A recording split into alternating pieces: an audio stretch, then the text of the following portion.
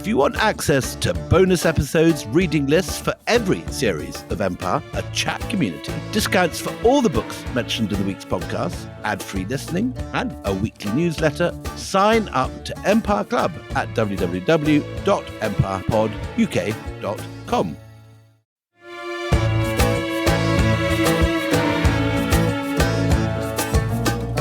This episode of Empire is sponsored by The Knowledge, a free daily 5-minute newsletter from John Connell, who founded The Week. John is an old friend of mine. He's one of only 2 people that's ever given me a job. And I'm very grateful that he's sponsoring Empire Pod now. But that is actually genuinely not why I read The Knowledge. I love The Knowledge. They distill all the key news stories from a whole host of sources, high and lowbrow, from Britain and around the world, into one easily digestible read. Sitting in Delhi, I often miss out on a lot of the gossip that's in the tabloids and a lot of the sort of chit-chat that goes on in columns in newspapers that I don't get to read or see. And The Knowledge just keeps me completely up to date on what's going on in Britain and the rest of the world. And more than that, it's great fun. It's written in an entertaining way that includes unusual stories that you wouldn't normally read. So if you want to subscribe to the free 5-minute daily newsletter, all you need to do is to go to www.theknowledge.com/empire. That's www.theknowledge.com/empire. The Knowledge. News made manageable. Check out the next generation of smart glasses by Ray-Ban and Meta. Listen to music without muting the world around you with open-ear speakers, or capture the world from your unique perspective with a built-in 12-megapixel camera. Now, you can live stream the moment straight from your glasses and even take calls hands-free without interrupting your flow. The latest tech combined with iconic style. The next generation of smart glasses by Ray-Ban and Meta. When it comes to picking the perfect treats for your dog, Stuart makes the choice easy by keeping it real. Real ingredients, real nutrients, real benefits. Stuart dog treats are free from additives, corn, soy, wheat, and grains. Plus, they're freeze-dried to lock in all the great nutrition and natural flavor your furry friend deserves. Stuart freeze-dried dog treats. Big, tail-wagging nutritional benefits. Available on Amazon and Chewy. Learn more at stuartpet.com.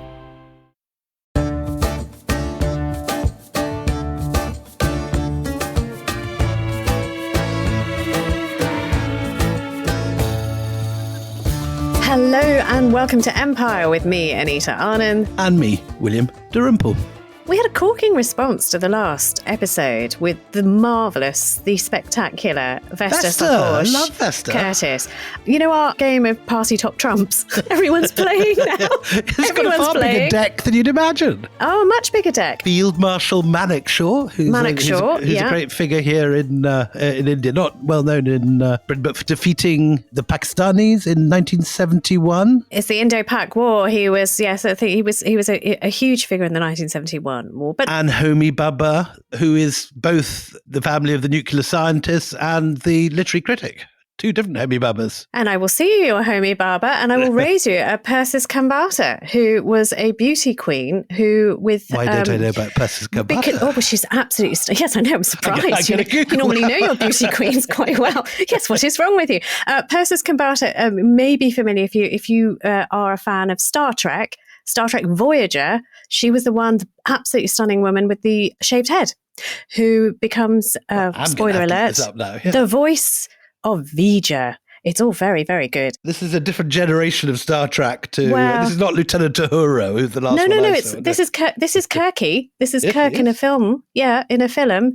So, yes, I do love my sci-fi. She's quite something, isn't she? And you're right, it's a very, very sort of Parsi face, that. Yes. So there we are. So any more in the Parsi top trump? Oh, I have a wild card. Tell me if it's acceptable or not. You're not going to believe it. Morgan Freeman. What? Yes, well, let me tell you, let me explain. God is a Parsi. God himself is a Parsi. Let me explain. So Morgan Freeman, who did a dreadful film called, I think it was Bruce Almighty. That's right. Dreadful film, where he plays God. But then after that, I think he talks about Zoroastrianism in that film.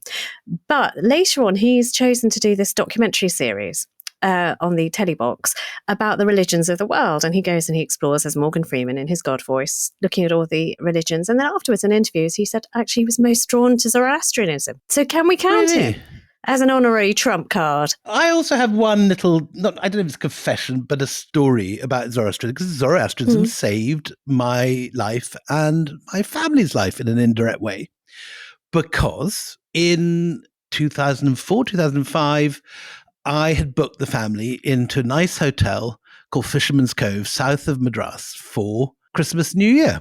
And I'd been there briefly for one night on work and thought it was so nice I'd take the whole family there. And at the last minute, a Parsi friend rang me up and said that her boy's going to do their Navjot, which is like the coming of age ceremony, like the bar mitzvah. Like a bar mitzvah for Parsis in Bombay.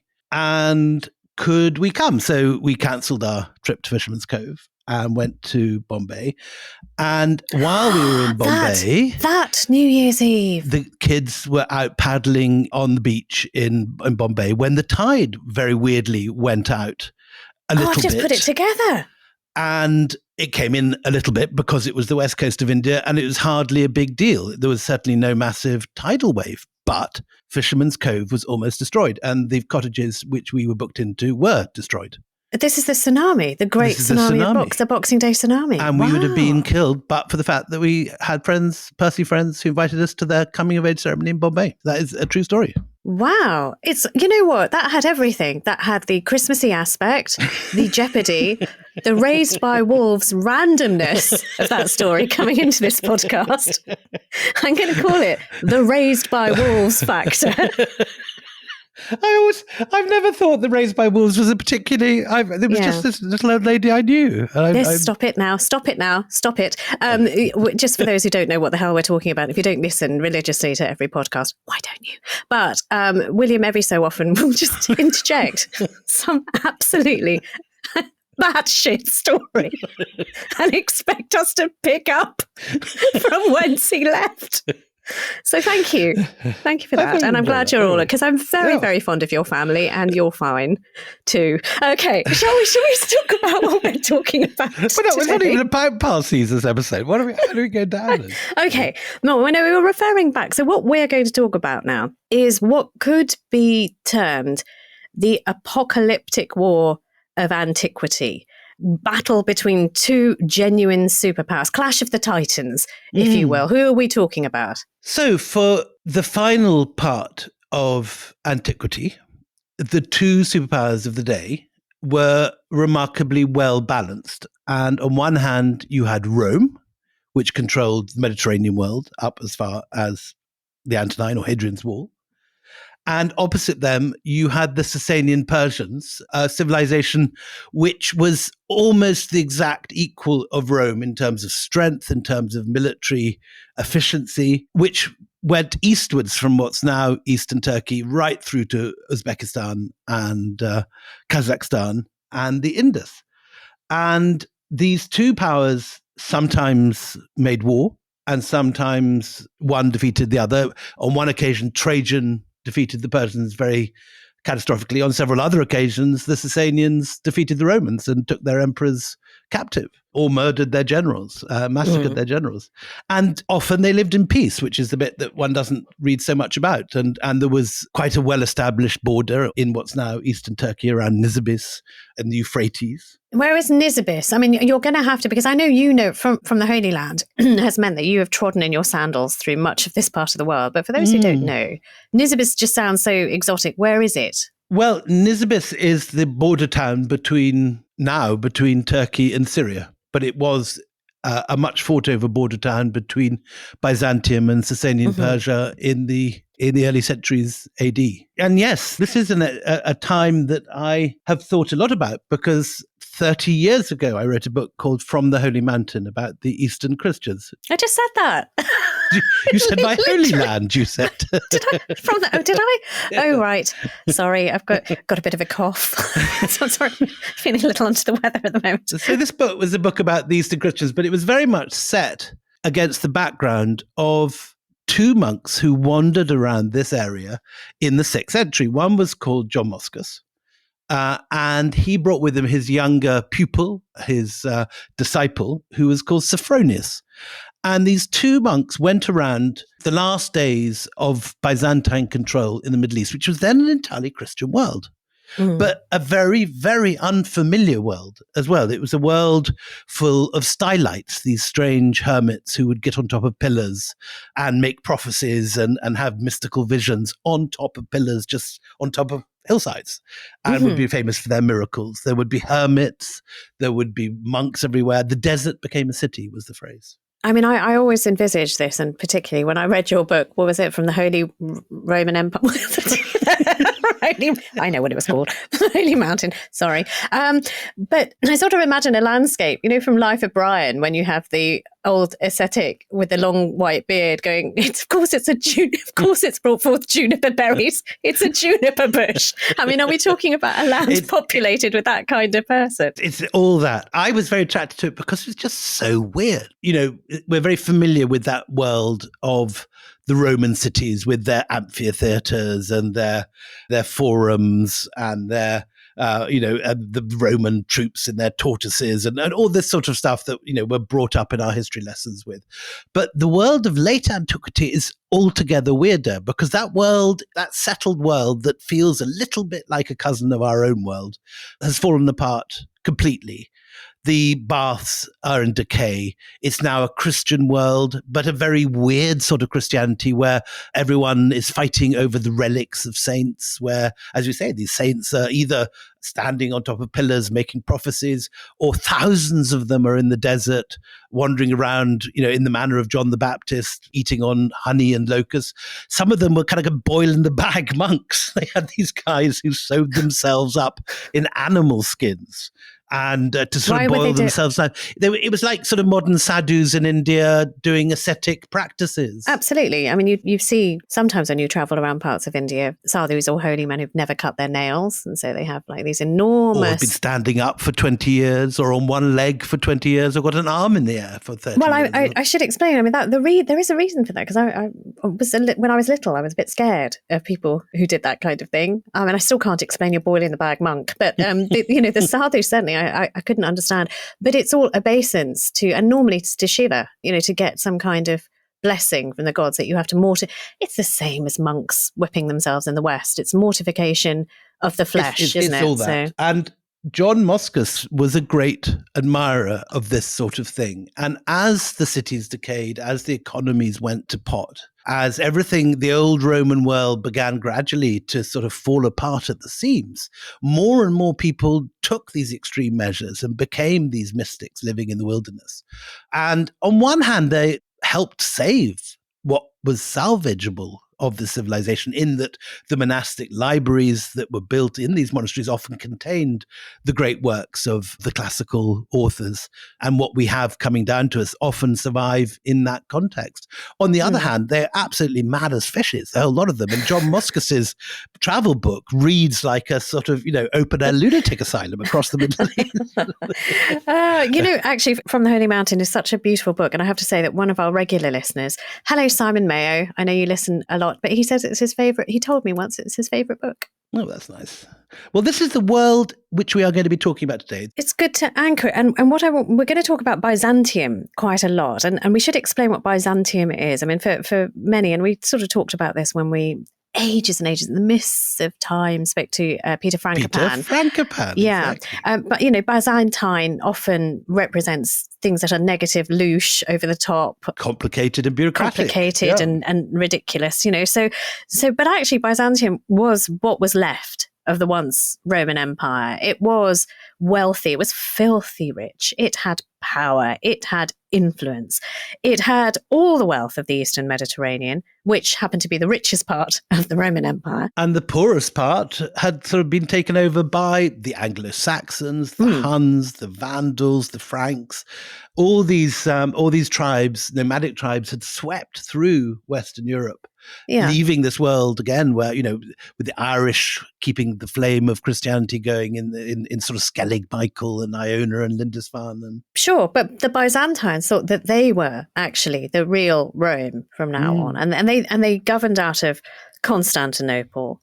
they consider themselves to be the protectors of Christ. I mean, we've talked about this in a previous series before, but the Christianity part, and it was a very Eastern flavour of Christianity, and you can see it in the difference, the divergence of art at around this time. But against this, you have ranged another world, which is much less well known, I think, in the West, which is Sassanian Persia.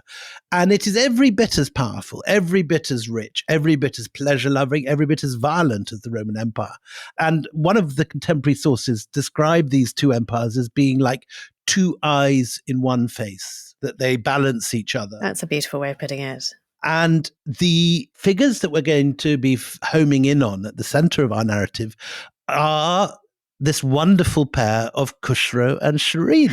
I'm in love with these lovers. It's one of the great love stories of history. It is. And I've sort of been looking up representations. You don't know about it here in the West.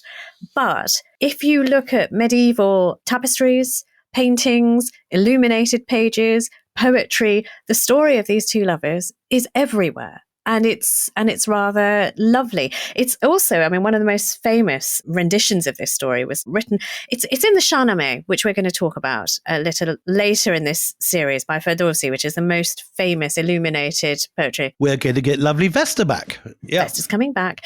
But there was another poet, Persian poet, Nizami Ganjavi, who writes, I think, most movingly, and it's maybe most lastingly about these two lovers. And he also wrote Layla and Majnun. That's right. It's the same book. He wrote something called the Khamsa. Yeah. And the Khamsa is a book of 5 stories. And one of them is Khosrow and Shirin. And one of them is Layla and Majnun, as immortalized by Eric Clapton. By Eric Layla, yeah. But also, I mean, it's been done and done and done in India. Layla and Majnun, for those who don't know, are the Romeo and Juliet of the Indian subcontinent. I mean, it is the love story that everybody, when they're teasing a moonstruck teenager, they'll just say, they'll say, who's your Layla? What's up, Majnun? It's like, that's genuinely. And Majnun means sort of crazed. He's the kind of figure of... driven mad by love. But Khusrow and Shirin are a slightly different version. They're Romeo and Juliet. They're star-crossed lovers. Everything goes wrong for them. They fall in love, but they're continually not meeting. They mistake each other. What are you doing? What are you doing? Let's talk about them properly. Tell the story. Okay, go for it. I mean, that's like saying Romeo and Juliet, and then she takes poison and he kills himself, and they're both dead in the first 2 minutes. I didn't say that. Yeah, but... only because I stopped you. Right. So Shirin, sort of the 590s, 600s, we're thinking AD, was a Christian wife of a Sassanian king, Khosrow, who you mentioned. It's very rare at this period that we have detailed biography of any of the principal players in court politics in either world. But the wonderful chance is that we actually have a great deal of individual sources for Shirin, although they often contradict each other and we're never quite sure which one is true.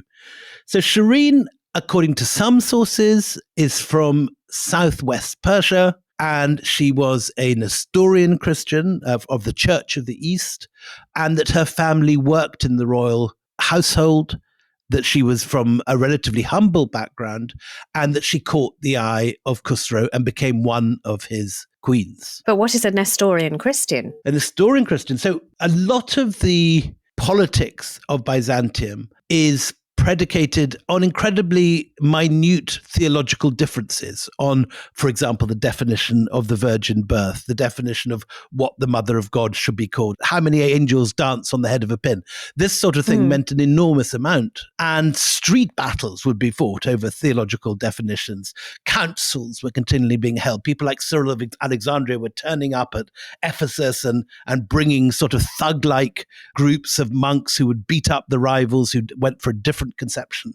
And in one of these disputes, the patriarch of Constantinople, called Nestorius, is kicked out and takes refuge in Persia. And the church of his followers becomes called the Nestorian Church. See, and this is really important because, and we mentioned this before, but it's worth mentioning again, ancient Persia was a melting pot of many different religions, beliefs, who all muddled along pretty well together. So you've got sort of the Christians, we've talked about it before, big Jewish minority who exists there. Buddhists. Yeah.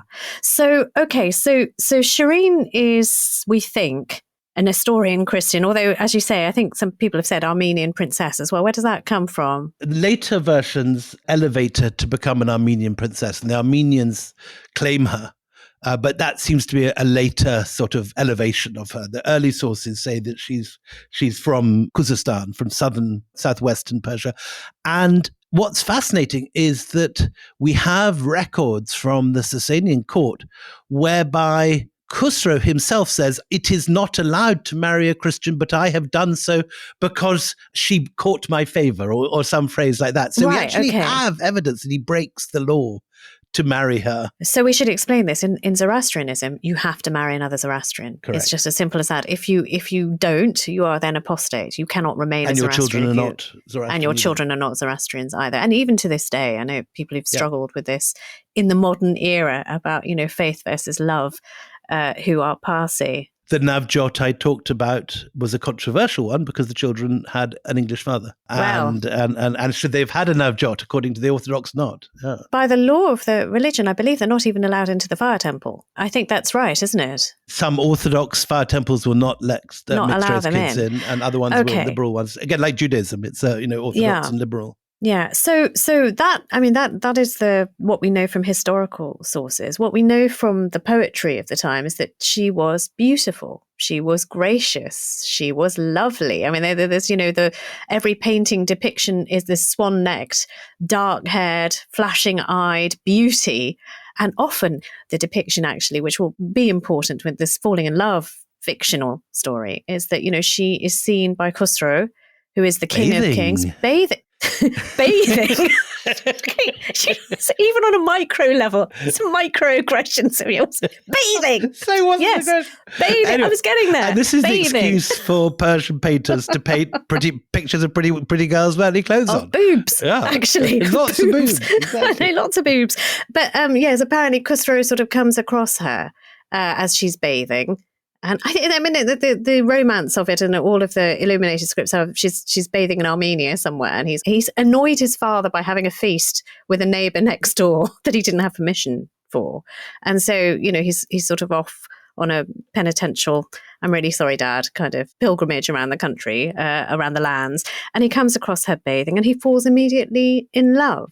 And she with him at the same time. Yes, but in the mythical version, they keep on missing each other. He goes to Rome and she goes to Armenia, and then they come back and they're in the wrong place again. It's a bit Ealing comedy. They keep going through the wrong doors and trying to find each other. And then somebody called Farhad falls in love with her. Oh, Farhad's story. That's good. Hang on. No, don't script that. So Farhad is a sculptor who falls madly in love with this great beauty, Shirin. And really wants her with all of his heart. And he's around, he's not in the wrong state, which often Khusrow finds himself in. Yeah. Khusrow's somewhere else.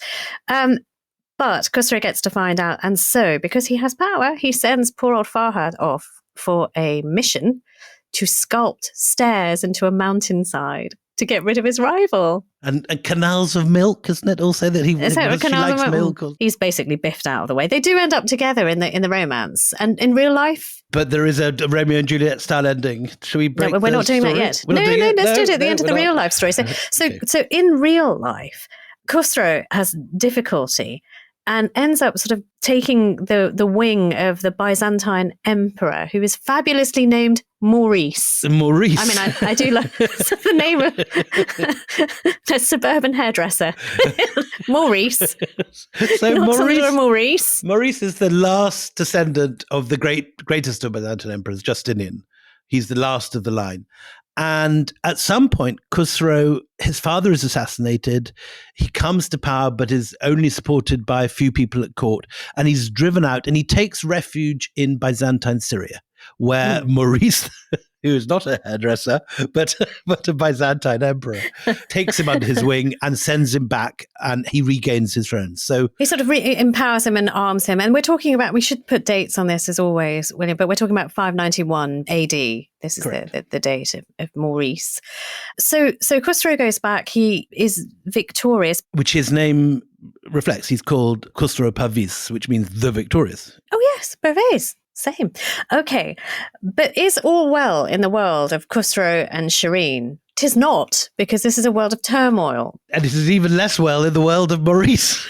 I'm never going to be able to think without a pair of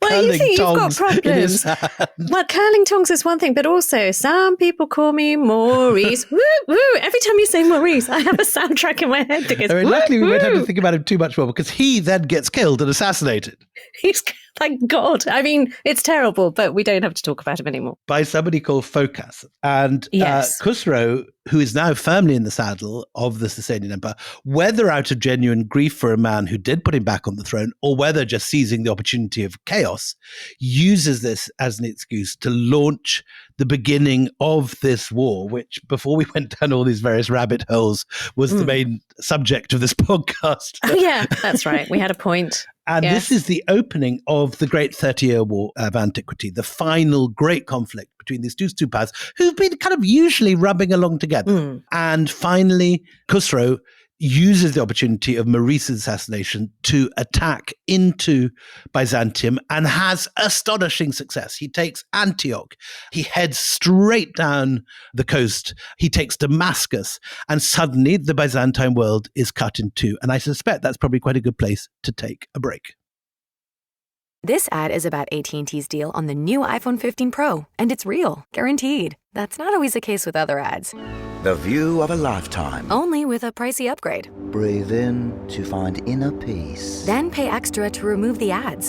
At AT&T, we mean what we say. Learn how to get iPhone 15 Pro with titanium on us with eligible trade-in. Guaranteed. Connecting changes everything. AT&T. See att.com/iPhone for details about the guaranteed trade-in promo for new and existing customers. Available for a limited time. Terms and restrictions apply. Get trusty women and you men in Tommy John each day. Remember, it's the perfect gift to give this holiday. To save us from discomfort when you're under starch and fray. Give Tommy John for comfort and joy. Comfort and joy. Give Tommy John for comfort and joy.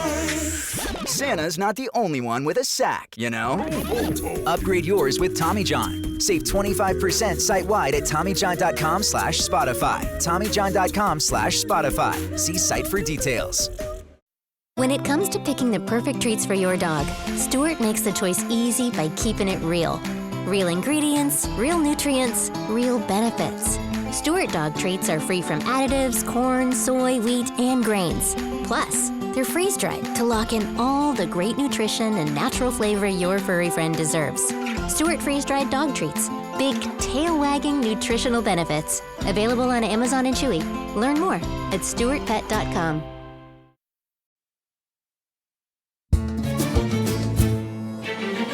Welcome back. So just before the break, we were talking about Khusrow basically ploughing his way through enormous amounts of territory that he's able to take and he's able to amass, but not without a great deal of chafing from the local population. I just want to go back just for a moment to Shirin, who, you know, it's not just the love interest in this, you know, not just a cameo role, but Shirin is like one of the very few women, I would say, who in Antiquity is given the importance in both historical record and in poetry and in art, because she is a formidable woman who has some rights and some power to rule herself, her agency as well. I mean, he built her a palace and he built, you know, there's a city that grows around her and she has autonomy to govern as well, doesn't she? Remarkably, before all this war breaks out, she is having trouble conceiving a child.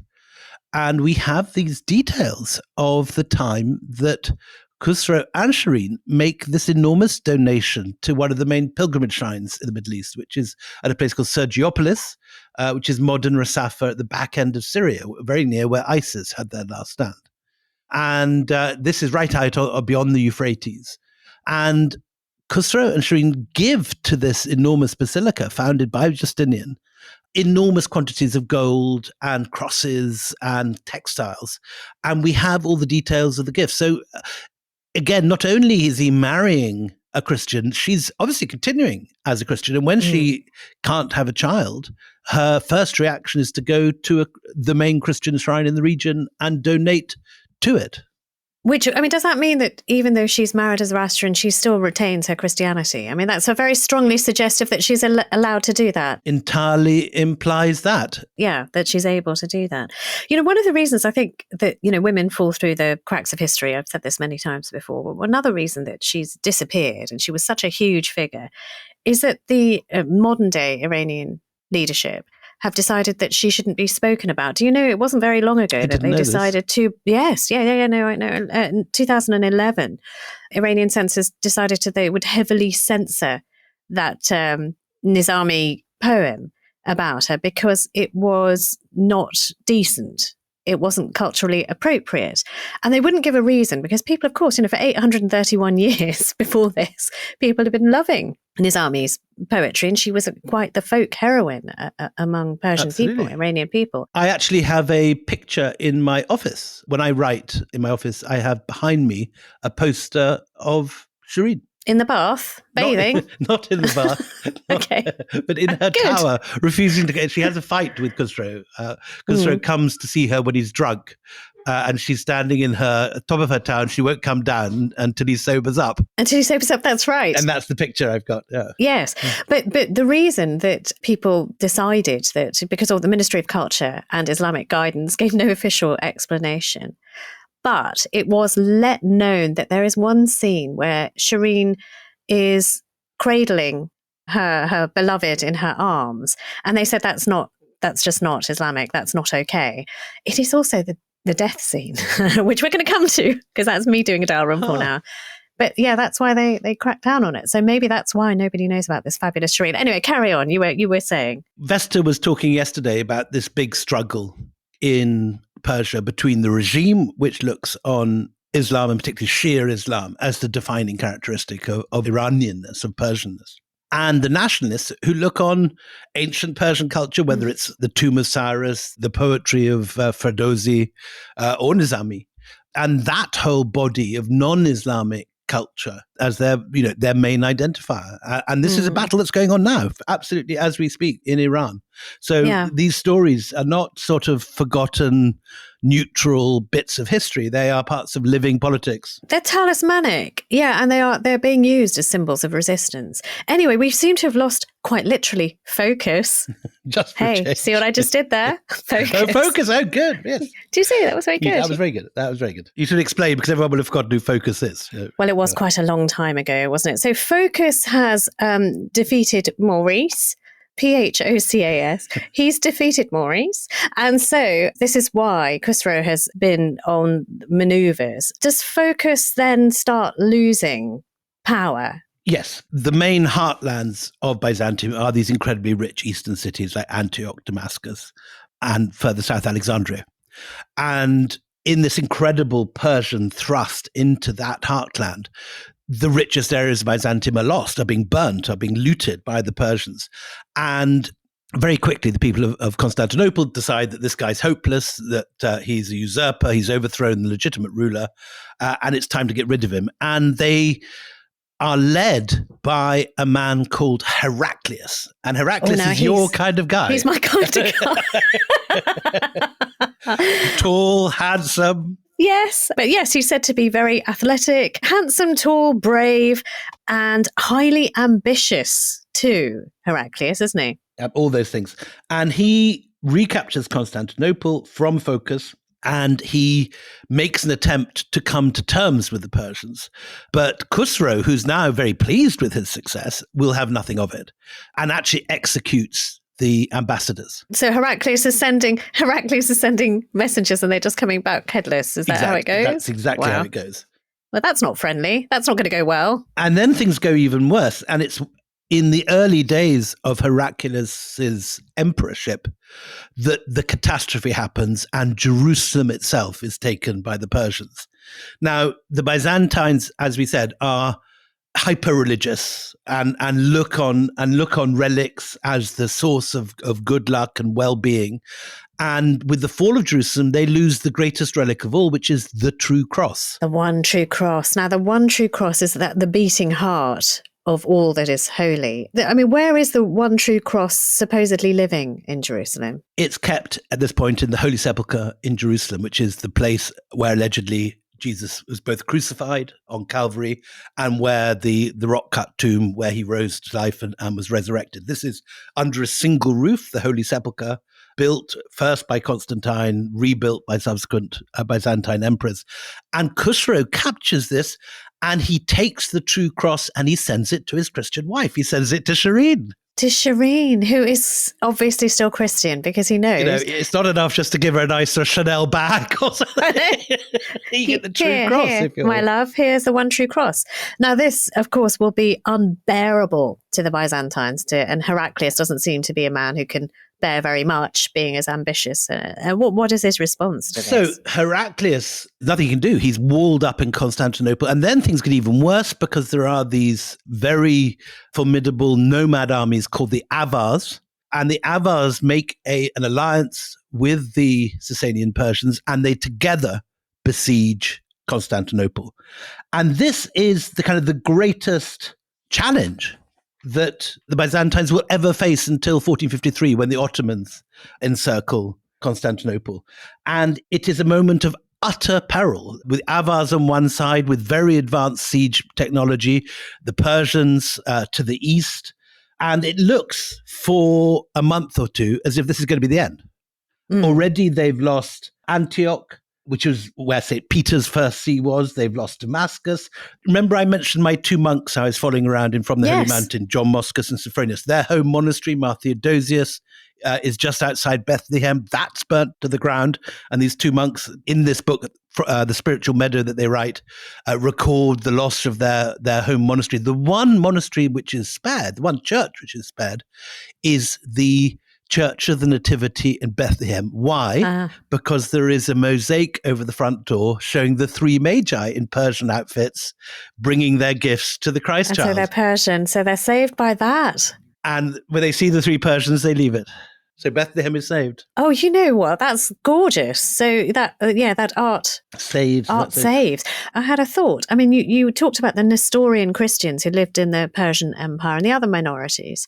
What is their position if if it is being presented as a war for Christendom by the Byzantines against the Persians? What happens to the Christian minorities in Persia? What do they do? So they now have the true cross. The true cross is taken from Jerusalem to Ctesiphon. So they're basically flicking the V's to the Byzantines, saying, well, absolutely. We're Christians, but we're happy Christians. And I think that it's an important little moment, this, in cultural history, because it is the Eastern Christians, the Nestorian Church of the East, which takes a lot of the classical authors from the Greek-speaking world to the Persian-speaking world.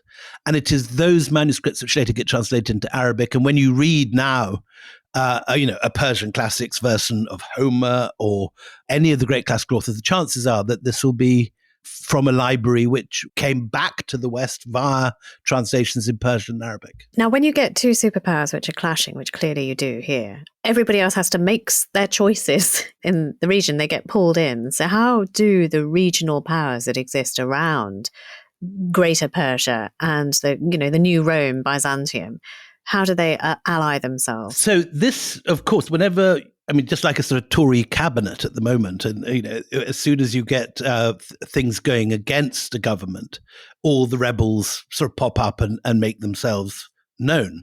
The same is true of Byzantium at this time. So one of the largest minorities in the Byzantine East is, of course, the Jews. And the Jews have suffered anti-Semitism and oppression at the hands of the Byzantine Christians. And they take this moment of Persian triumph to rise up and attack back at their oppressors. So there's massacres, for example, in the streets of Tiberias and Jerusalem, according to Byzantine sources. You also find a lot of the Christian minorities, such as the Monophysites, the Jacobites, all these breakaway Christian factions resisting the rule of the Orthodox Byzantine emperors, they all rise up again and say, we're free of your taxes and your oppression.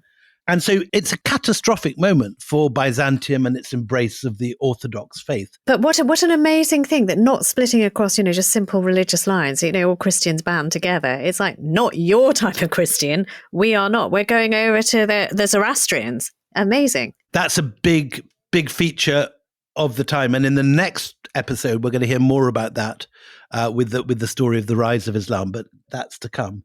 So there's this moment in, I think, 615, when the siege reaches its peak, and it looks as if the city is going to fall. And first of all, it's the Avars, the allies of the Persians, who get bored of besieging the great land walls of Constantinople. They can't get anywhere against these 3 lines of spectacular fortifications built by Theodosius II in the 4th century, I think. And they go back to their homelands. And very soon after this, the Persians break the siege. And this is the moment that Heraclius has been waiting for. And he does 2 things. First of all, he breaks out of Constantinople and does this astonishing counterattack against the Persians in Asia Minor. But then he also makes a brilliant diplomatic move. And the Turks, who at this point are just emerging from Central Asia, again another nomadic group, up in the back end of Persia, he makes an alliance with them and marries his daughter to a Turkish Khan.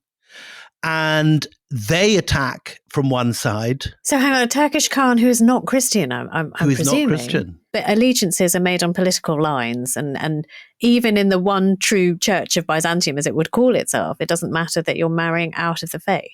It does matter, but as far as Heraclius is concerned, it's this or oblivion. Right, okay. So often princesses are married to non-Christian powers. This is, I mean, previously they'd been married to Persians.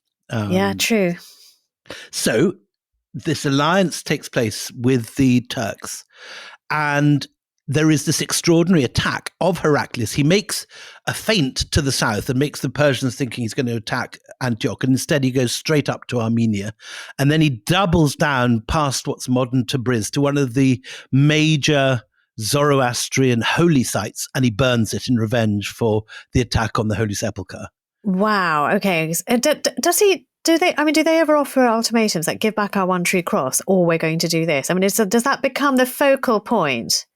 Well, the true cross will appear very much in the final negotiations, but we haven't quite got to that point yet. Okay. All right. Okay. And just when we're talking about the armies of these two, I mean, we have spoken about sort of vast horsemen and, retinues of men from when we talked about Darius and Cyrus. I mean, what are we talking about here? Are we talking about bodies of men that completely outnumber the ones that have gone before in Antiquity? So the style of fighting of the Sassanians, they're famous for their heavy cavalry, and they look rather like the knights of the Middle Ages. They wear this armor, which is sort of heavy, big, solid hauberks and these enormous shields and helmets.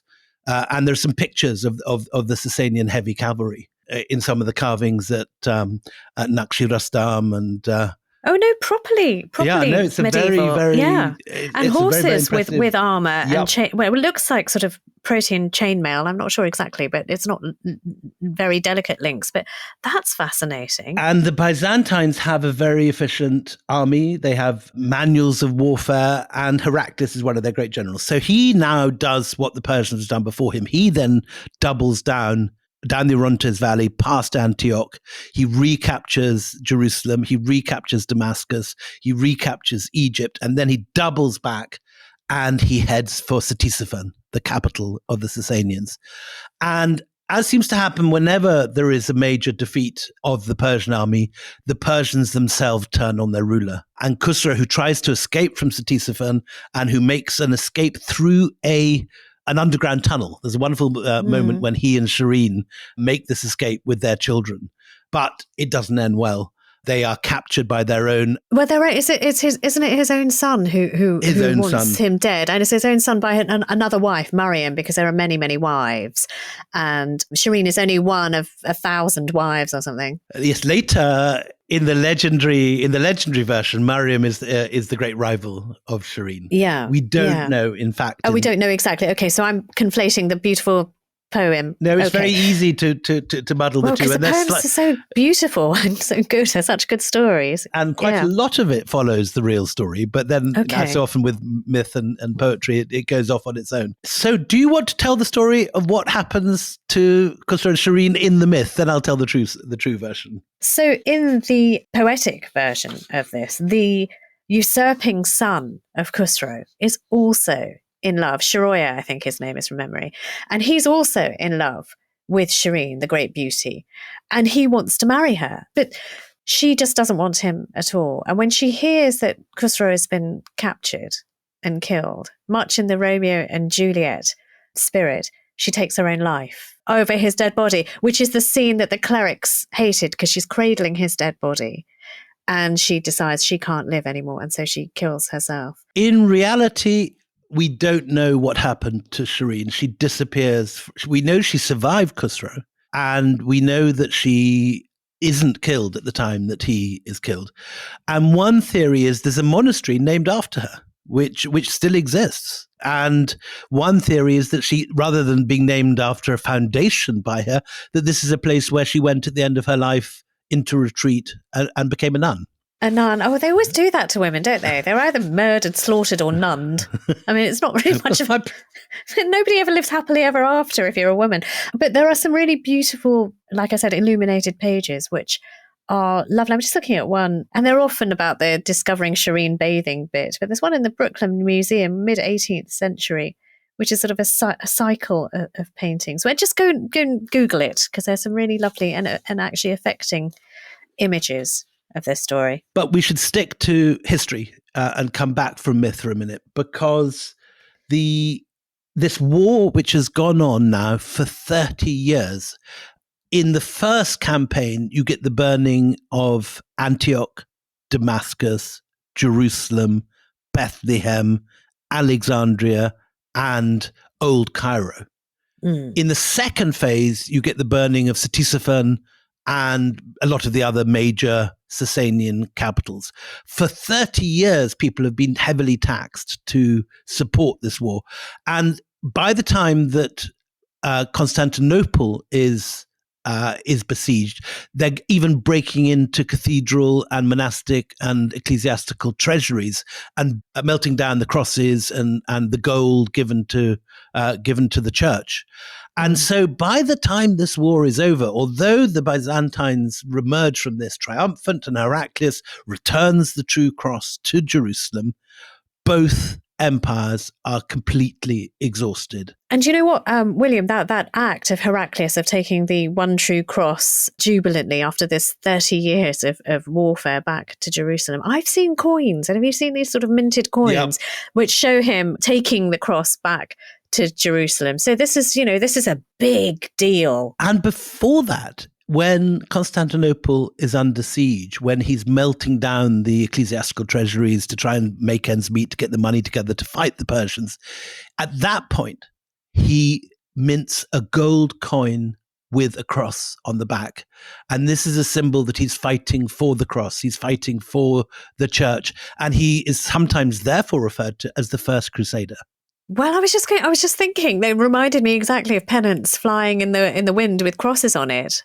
Well, I can see exactly why they would call him that. By the time this war is over, although the Byzantines emerge from this triumphant, many of the cities are looking like Gaza now, as these wastelands that have been burnt down, looted and destroyed.